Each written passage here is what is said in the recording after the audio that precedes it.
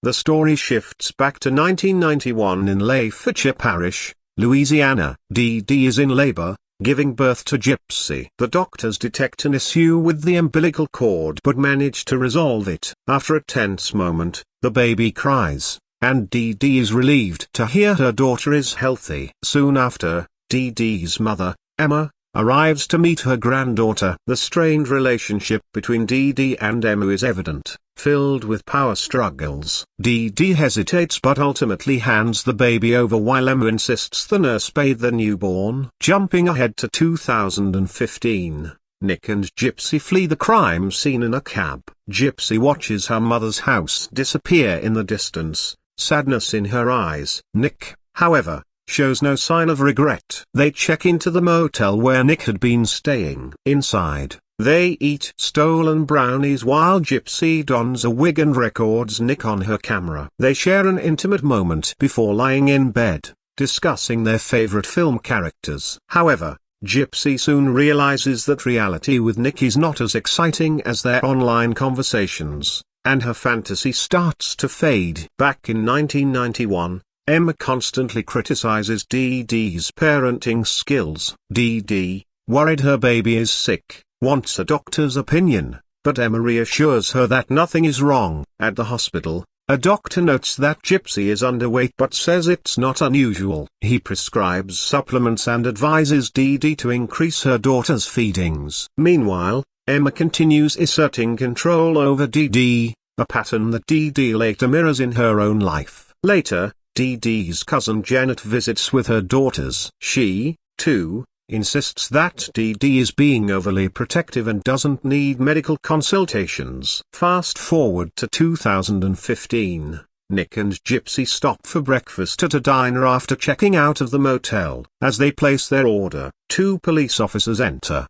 making Gypsy anxious. She suddenly remembers the knife is still with them. Nick assures her he will handle it, but Gypsy accidentally drops her anxiety pills. A nearby officer picks them up, noticing the prescription is under Claudinia Blanchard, Dee Dee's real name. Fortunately, he remains unaware of their crime and hands the bottle back. To dispose of the weapon, they decide to mail the knife to themselves in Wisconsin, avoiding security checks. In 1993, Dee Dee records Gypsy on camera, distracted when police knock at the door. Officers arrest Dee Dee for check fraud. As Dee Dee is handcuffed, Emma brings Gypsy in to witness the moment. Gypsy cries as Dee Dee pleads for her mother not to let her see her like this. In court, Dee Dee receives a 6-month sentence. Emma refuses to let her say goodbye to Gypsy. Furious, Dee Dee accuses Emma of not helping with bail. As she's led away,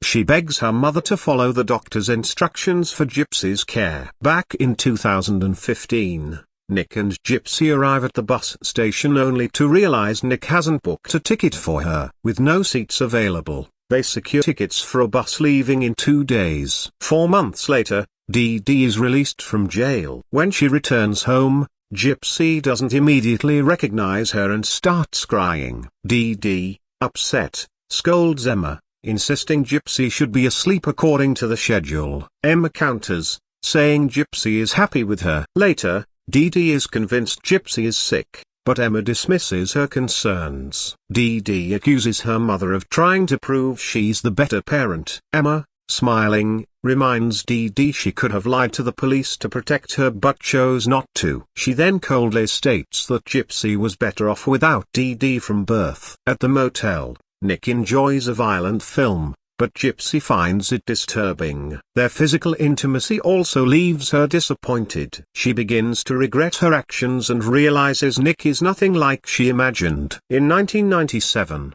Emma's health declines. Dee Dee is concerned, but Emma refuses hospital care. A doctor later informs Dee Dee that Emma has only days to live due to her failing tolerance to pain. As Emma struggles to breathe, Dee Dee, in tears, tells her mother she knows she did her best. Emma, however, responds that Dee Dee made her life miserable before taking her final breath. The next day, Gypsy sneaks outside to play with her cousins. She falls off a trampoline, landing hard. Her mother rushes to her, concerned. After her hospital visit, Gypsy returns home here, this time in a wheelchair. Dee Dee insists she use it until she regains strength, though it's clear her legs are fine. Fast forward to 2015.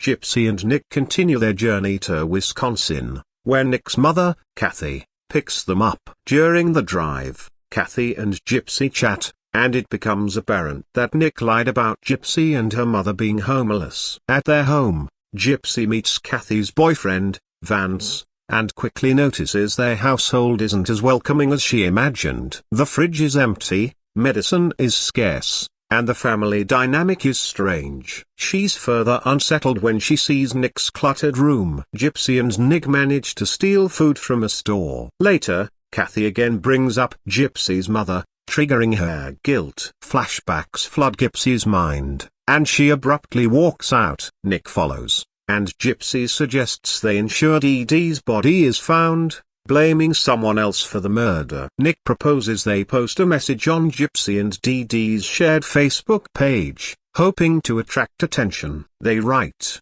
"That bye is dead." Assuming it sounds like a true killer's post, Lacey, home after work, sees the post and immediately calls her mother, Mel. When Gypsy and Nick don't see enough reactions, they add another post claiming the killer also raped Gypsy. However, Gypsy forgets to disable the laptop's location. Meanwhile, Mel and Lacey visit Dee Dee's house but get no response, prompting them to call the police. Authorities investigate Dee Dee's home while, in Wisconsin, Nick and Gypsy prepare dinner. Just then, the package containing the murder weapon arrives. Vance hands it to Gypsy, who panics. She wants to dispose of it immediately, but Nick, unconcerned, says it can wait. Gypsy, realizing his incompetence, worries about their happily ever after. Their argument is cut short by Kathy's interruption. The police trace the Facebook posts to Big Bend, Wisconsin. That night, a SWAT team surrounds Nick's house. Vance and Kathy surrender, while Nick and Gypsy hide in the closet. Soon, the police arrest them. Before being taken away, Gypsy and Nick agree to tell the truth. At the station, detectives question Gypsy, who denies involvement and feigns ignorance about her mother's death, even shedding tears. However, the detective sees through her lies. Meanwhile, Nick confesses, stating he killed Dee Dee so he and Gypsy could be happy. He reveals Gypsy asked him to do it and admits to hearing voices in his head. Still delusional, he believes he and Gypsy will have a future together. A detective questions Nick about having sex with Dee Dee's corpse, to which he disgustedly denies necrophilia. Kathy, speaking to officers, explains Nick's mental age is that of a teenager. She's disturbed by Gypsy's lack of remorse, calling her a beast. She argues Nick was unable to fully grasp his actions due to his mental condition. Dee Dee's lifeless face is shown in the morgue. Meanwhile, Gypsy and Nick provide fingerprints and mugshots. Mel and Lacey watch a press conference, relieved that Gypsy is safe, but shocked when police hint at deeper complexities. Later, Mel and Lacey watch in stunned silence as Gypsy walks into court on her own 2 feet. She faces charges of conspiracy to murder, with the possibility of life imprisonment or the death penalty. Overwhelmed, Gypsy breaks down in tears, realizing her dreams of a happily ever after are shattered forever.